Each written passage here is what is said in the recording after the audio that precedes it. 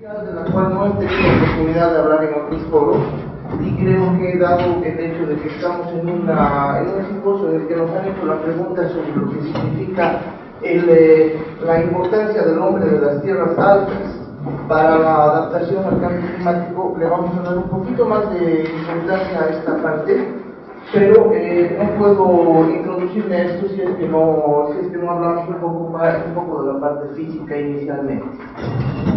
Entonces, tal como íbamos diciendo, Programa Integral Sostenible de Desarrollo Forestal, uso racional de los acuíferos y saneamiento de enfermedades hídrico-parasitológicas de la cuenca oriental del altiplano norte y el norte de Sonora.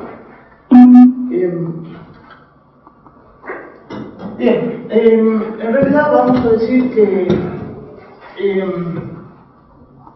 la cuenca oriental del altiplano oriental norte es la parte que estaría, imagínense, desde el alto hasta Chacachi, por aquí, el Titicaca a un costado, las serranías interaltiplánicas que vienen hacia el mismo. Os voy a mostrar. Bueno, básicamente, a raíz del calentamiento global, que no se puede negar, tenemos el hecho de que la reducción de los glaciares nos está indicando el hecho de que existen cambios en el ciclo hidrológico en el altiplano oriental norte. Esto nos ha llevado a la necesidad de ir pensando en la necesidad de políticas hídricas, y desde el punto de vista de las hipótesis de intervención se ha pensado que, bueno, son por un lado necesarios mecanismos de organización social que los vamos a describir luego, y una adecuación de infraestructura en interacción que nos permita llegar a asistir, a adaptar los sistemas de riego, de agua potable, de saneamiento básico, etc., para dar sostenibilidad a los asentamientos humanos dependientes del ciclo hidrológico del altiplano oriental norte, es decir, incluyendo la ciudad de La Paz, que se encuentra en la cuenca amazónica. Bueno, hemos dicho, esta es básicamente el área de municipios a que se dirige este programa, ¿no? Y bueno, estaríamos hablando del hecho de que, usando el censo del 2001, se trata de un 17% de la población boliviana que está comprendida entre La Paz y Achacachi, con un 1% de la población boliviana que está comprendida en el área rural entre La Paz y Achacachi, de donde en esta sección está comprendida la población de los pobladores de las tierras altas, que pueden contribuir a la adaptación de toda esta población dependiente del ciclo hidrológico del altiplano oriental norte, o AON. Bien, en esta área estarían situados los glaciares de la cordillera real. Los últimos estudios, en este momento, eso mismo se está diciendo en una conferencia de lago por parte de Álvaro Soloburin, o sea que aprovechamos para decir algo, satisfacen en promedio el 15% de las demandas urbanas y rurales, el 12% en las estaciones, satisfacen el 15% de las demandas urbanas, el 12% de su influencia, con el 12% de su influencia sobre el balance hídrico en las estaciones húmedas, y el 27% en las épocas de estiaje. Los estudios de Soloburin son interesantes porque en realidad tenemos el hecho de que varía según lagunas, ¿ya? Esto significa que él nos dice que tenemos en la zona esta contribución, dice, aumenta significativamente a lo largo de la estación seca, dado que alcanza el 38%, 13%, 22% y 36% de los débitos totales de las cuencas Tuni, Condorí, Miluni, Jampature y Incachaca, ¿ya? En las épocas en que estamos en las épocas de estiaje, ¿ya? Entonces es variable según cuenca, pero de todas maneras estamos hablando de que es muy importante todavía, debemos considerar que es importante el aporte de los glaciares. Rápidamente decirles que la función de los glaciares es lo que significa su relación con las lagunas de abastecimiento, tanto para agua de riego como para lagunas de saneamiento o de agua potable, viene a ser el hecho de que, bueno, funcionan como reservorios sólidos de agua. compensan los efectos de evaporación y consumo en tiempos de estiaje, es decir, van soltando agua cuando no está lloviendo, y en momentos de lluvias amortiguan porque congelan la lluvia.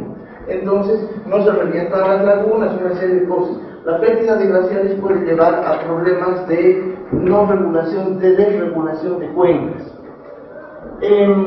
Bueno, aparte de lo que significaría esa pérdida de ese aporte de los glaciares por el cambio climático, debemos ver que en términos de las condiciones para aprovechar el lago Titicaca tenemos un aprovechamiento binacional que está al límite de sus posibilidades. Es decir, hay contratos con el Perú ya que nos dicen que hasta ahí nomás el nivel del lago tiene que mantenerse, se ha hablado esta mañana ya del hecho de que puede haber una probable reducción del espejo del lago Titicaca en el tiempo, incluyendo por el tema de la reducción de los flujos hídricos superficiales que bajan de la cordillera y que pasando por los acuíferos que se encuentran en esta región llegan a desembocar en el Titicaca. Ya, entonces, o sea, es un problema que tenemos. Por el otro lado, una reducción del espejo del lago involucra que su agua se saliniza. Las lagunas de abastecimiento urbano, bueno, les voy a hablar enseguida, o sea, les he traído algo de información nueva, están sometidas al hecho de que, bueno, con cambio climático tenemos el hecho de que está aumentando la cantidad de precipitación en menor tiempo y que tenemos más tiempo de estiaje, más tiempo de sol. Y con la elevación de la temperatura tenemos el problema de que mayor evaporación sobre esas mismas lagunas con tiempos de estiaje más prolongados pueden llevarnos a mayor evaporación de las lagunas. Eso es un problema desde el punto de vista del abastecimiento, tanto para riego, para sistemas de riego, como para sistemas de agua potable. Tenemos por aquí más o menos está la laguna Tuni, la Mituni, pero también tenemos las lagunas que Jica ha ido implementando para riego, y que por tratarse de un mismo ecosistema, básicamente, podemos inferir que lo que conocemos de estas, más o menos, se va a suceder en estas otras, ¿no? Bueno, estos son datos que se los traigo y que realmente, si me quedan los 5 minutos, no me los traigo, por favor. Pero, bueno, estos datos nos los dio al final Víctor Rico, exdirector de EPSAS, ¿no? Y bueno, son los datos de precipitaciones sobre las lagunas de abastecimiento, la ciudad de La Paz y el Ave, que nos sirven para pensar todo ese ecosistema al mismo tiempo, ¿ya? Bueno, en principio, ya, esta lámina 1 nos muestra en realidad que tenemos precipitaciones por debajo de la media, ya, para el año 2008. Para el año 2009, el resultado es que las predicciones de Edson Ramírez casi se cumplen, no solamente por el hecho de que se cruzó la curva de oferta y demanda, sino que de repente empieza a haber cero precipitación. Estuvimos a 6 días de no tener agua. Bueno, el próximo año nos va un poquito mejor, ¿no? Ya. Precipitaciones por debajo de la media en algunos meses, ¿ya? Pero, por ejemplo, tenemos aquí una falta de regularidad en lo que viene a ser octubre y noviembre, ¿no? Medio interesante. Hay variabilidad. Bueno, para 2010 para 2011 tenemos mayor abundancia de precipitación, pero un trastroque entre septiembre y octubre nuevamente. O sea, esto debería ser, si fuera normal, esto estaría aquí y esto estaría aquí. ¿Ya? O sea, entonces hay cambios, se está moviendo el ciclo hidrológico además, o sea, es lo que se puede ver a través de estas gráficas. Bien, por efectos o sea, hay que pensar que está sucediendo eso. Además, por efecto del derretimiento de los glaciares, bueno, se ha venido a dar una bonanza hídrica en el momento presente, por el cual existe mayor cantidad de caudales en los ríos, en un proceso en que los glaciares, o sea, se han medido ya desde el Perú, Ecuador, etcétera. Esta es una constante, ¿no?, que está yendo por todo el continente, que se está perdiendo 1 metro de espesor por año, ¿no? Y bueno, para la cordillera Real Ave. Bueno, y se ha utilizado esta bonanza hídrica para proyectos, en principio, agropecuarios y de riego, pero bueno, están sujetos a que puedan ir desapareciendo estos glaciares, y ahí tendríamos algo de problemas. Además que nos trae el problema de la proliferación de parásitos, porque en realidad, y no es un parásito la fasciola hepática que esté, por ejemplo, contemplado por la Agenda 21, ya, pero que para la zona del altiplano oriental norte es recontra endémica, y que tiene 60% de incidencia, sobre todo sobre la población infantil. Y bueno, que se mete al hígado de animales y de humanos, y es una de las áreas en donde, o sea, hay otra área en el planeta, en el Asia, no me acuerdo exactamente en dónde, pero sí en Bolivia, es el hecho de que es el segundo sitio en el mundo donde la fasciola hepática ataca a humanos. El problema está en que la fasciola hepática crece donde hay agua dulce, de tal modo que en realidad con los proyectos de JICA, de riego, se ha muerto el ganado. Ha habido una relación entre el aumento del agua dulce y la pérdida de ganado, ovejas, etc. Bueno, este es un tema que es contemplado por el programa. En términos de lo que significan tiempos, utilizando la información de Edson Ramírez, tenemos que los glaciares de Tuni desaparecerían en 25 años a partir del 2009, el Condoriri en 50 años a partir del 2009, y el quiebre del equilibrio entre oferta y demanda de La Paz, por el hecho de que crece además la población y hay menos oferta de agua por parte de las lagunas, de los glaciares, etc., nos estaría llevando al hecho de que hay más demanda que oferta, ¿no? Qué pena que mi mapa no esté bien, pero bueno, pido a su imaginación que sepan que aquí hay en esta área, si esto es el Titicaca, aquí hay un acuífero que se llama acuífero de Achacachi, aquí hay otro acuífero que se llama acuífero de Peñas, y existe un otro acuífero que tal parece que va desde la zona de Batallas, se extiende hasta Riacha, pasando por debajo del lago, del alto, y que incluso llega a escurrir hacia la ciudad de La Paz. Son hipótesis, estos datos son de las Naciones Unidas de 1974 y no tenemos una información mucho más avanzada, aparte de aquello que fue financiado por la Cooperación Española y que todavía está en términos de procesamiento. ¿Qué sucede? En estas circunstancias en que en realidad tenemos más demanda de agua, mayor evaporación, que estamos teniendo variaciones en la precipitación sobre las lagunas de abastecimiento, etc. En realidad, como todo buen ingeniero hidrólogo, o sea, va a suceder que se van a atacar las aguas subterráneas.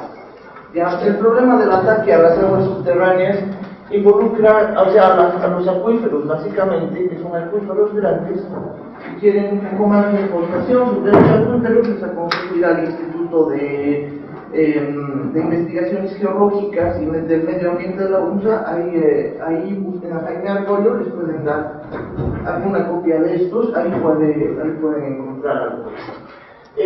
Bueno, lo importante está en que en realidad, si existe una presión rural y urbana sobre los acuíferos, en realidad se trata como de ponerle dentro de un vaso muchas bombillas y que todos tomen a la vez, el agua baja más rápidamente. Y lo que está sucediendo en la Ciudad de México, hay hundimientos del suelo. Esos hundimientos del suelo se deben al hecho de que en realidad se trata de una litología, un sistema de una roca que es como esponja, que se llena de agua y que en realidad es el agua la que la sostiene. Se le quita el agua y por gravedad llega a abatirse y no hay quien vuelva a recargar eso y se pierde la agua.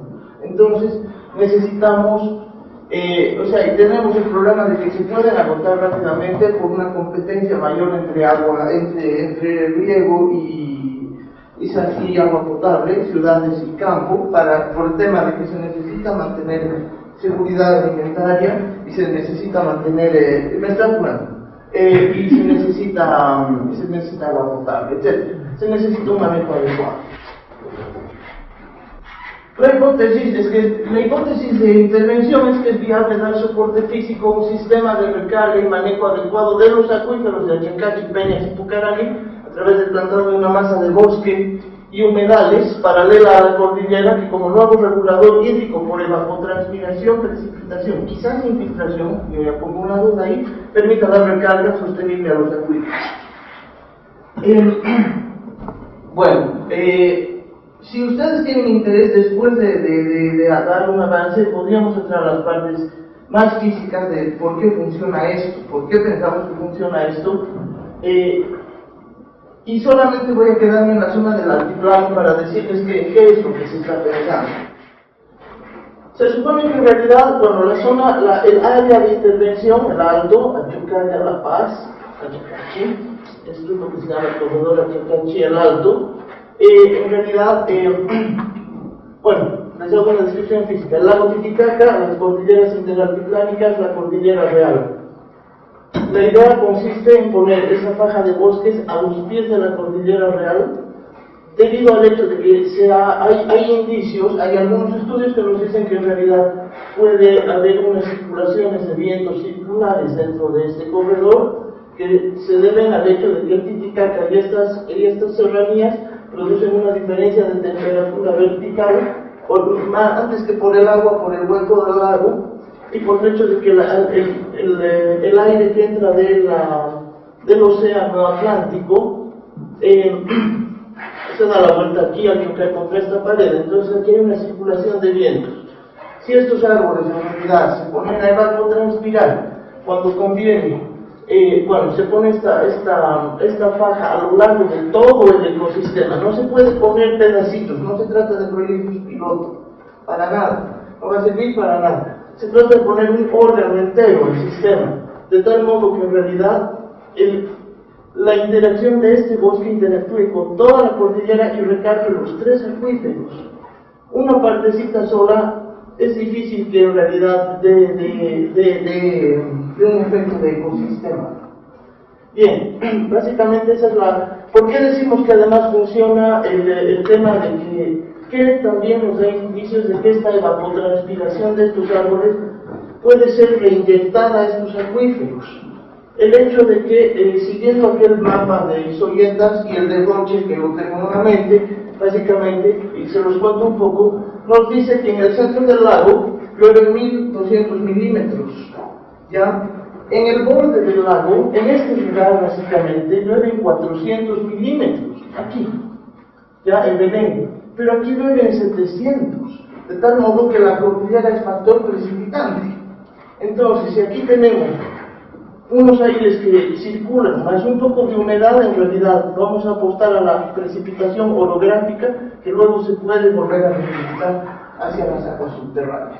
Y además que sirva para las comunidades de las tierras altas y a la vez para todo lo que significa la población de las tierras bajas. Proyecto.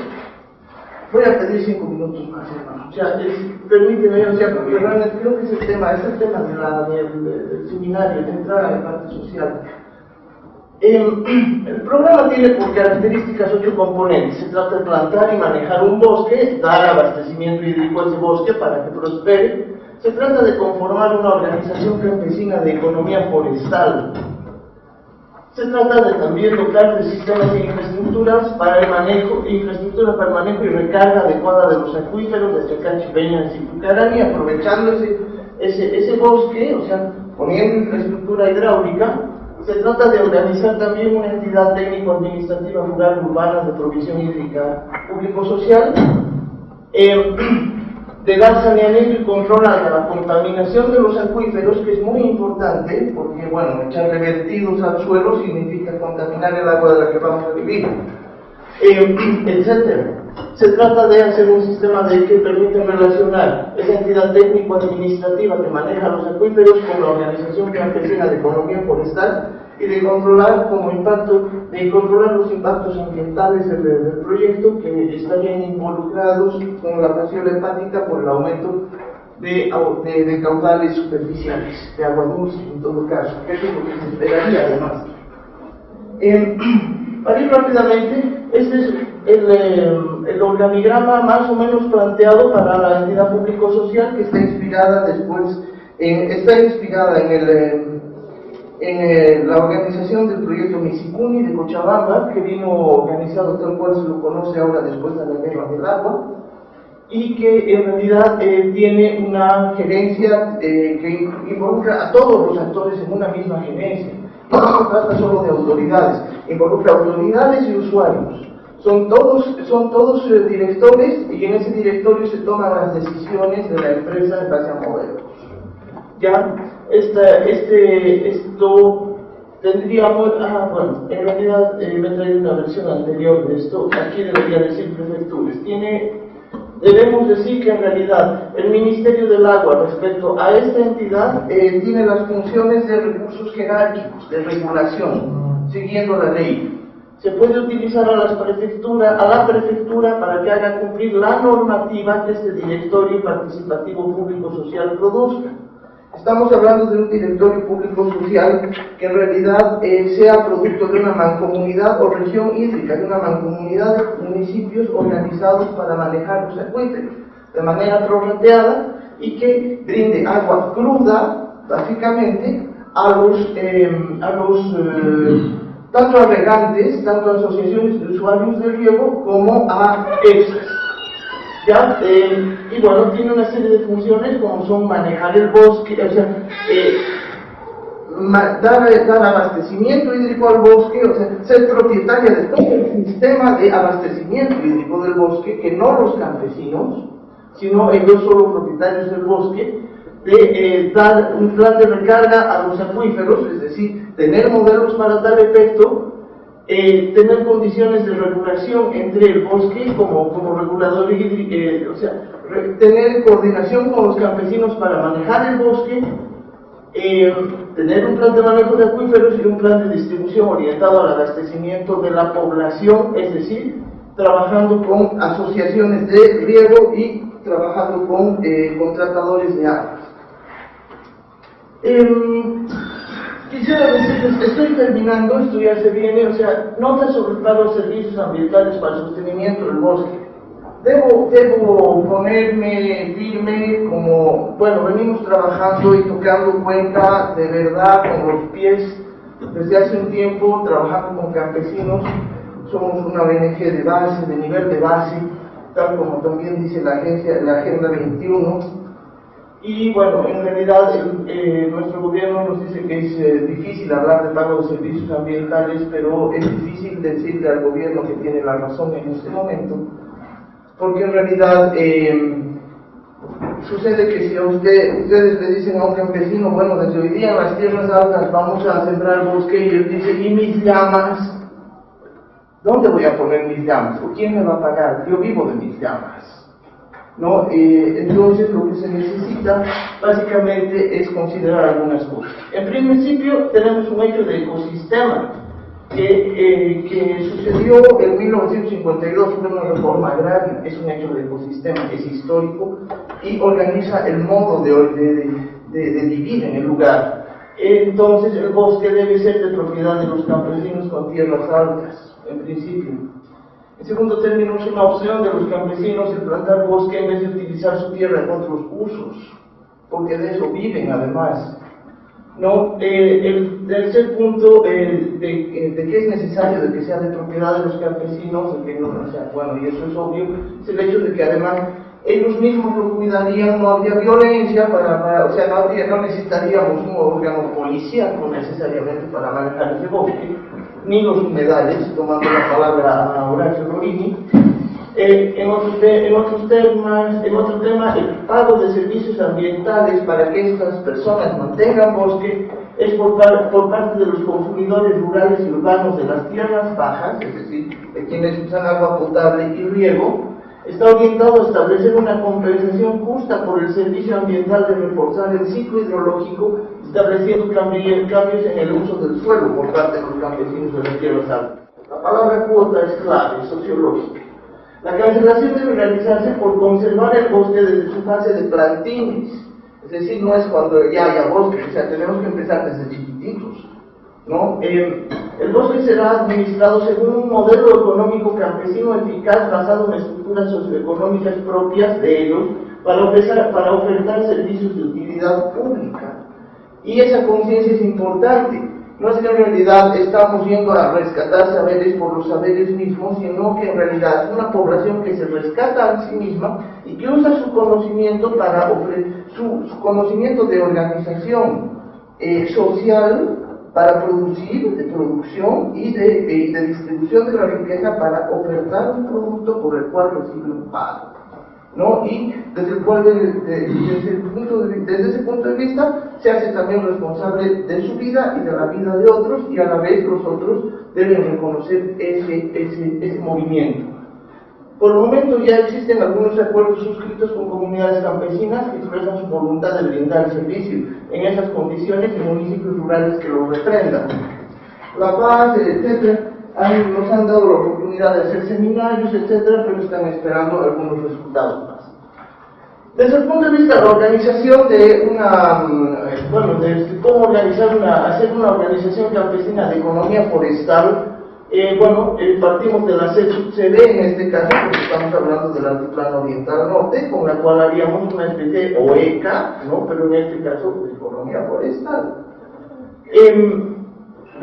Que tendría su consejo de autoridades comunitarias, etcétera, una Secretaría General de la Organización Campesina Forestal, y también se le asignan 3 secretarías, básicamente: la Secretaría de Asuntos Ambientales y Manejo de Bosque y Humedales, donde las autoridades son los camanis, ¿no? Los camanis, que son las autoridades que en realidad son los mismos que salen, por ejemplo, a ahuyentar el granizo en algún momento, ¿ya? Pero estas autoridades pueden hacerse perfectamente cargo de organizar las entradas para la siembra, conservación y aprovechamiento del bosque, organizar mitas, cosas por el estilo, ¿no? Y tener un plan comunitario de siembra, conservación y aprovechamiento de humedales también.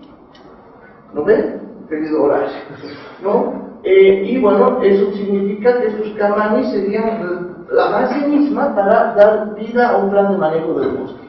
La Secretaría Financiera, que estaría a cargo de los gilacatas, que se escogen anualmente por rotación, lo mismo que estos camanis, en base a características de personalidad, incluso mágica, ¿no? Los gilacatas por avance en su historia sindical, que en realidad estarían trabajando dentro de lo que significa el cobro, el ir a recoger a la ciudad, por ejemplo, la platita de los comunarios para ir a repartirle a cada quien según las parcelas de bosque que tenga, ¿no? Y también podrían estar vinculados con el tema del cobro de distribución de bonos de carbono, toda vez que en realidad lo que la ley de la madre tierra no permite es que el Estado se meta en bonos de carbono, pero no le impide a la CSUCB hacerlo, ¿no? Eso es importante. Después tenemos el detalle de que habría una Secretaría de Desarrollo Económico y Capacitación Forestal, ¿no? Que también podría relacionar con los municipios con plan de incentivos forestales que incluyan turismo, no sé qué cosa, un poco de imaginación que puede funcionar.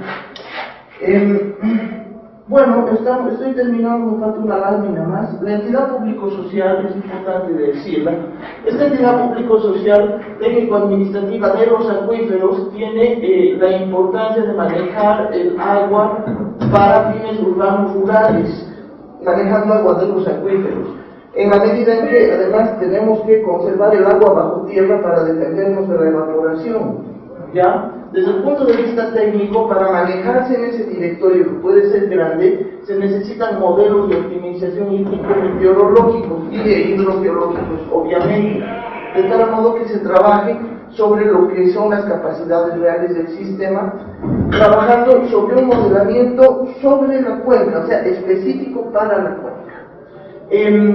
Desde el punto de vista público-social, ya les he explicado la participación de todos los agentes involucrados, manejo consensuado del agua. Desde el punto de vista jurídico, mancomunidad de municipios para establecer normas de manejo y base jurídica de creación, la prefectura o lo que viene a ser la gobernación, con la función, pidiéndosele la función de que haga cumplir esas normas de la mancomunidad, con el ministerio que haga de agencia de recursos gerálicos.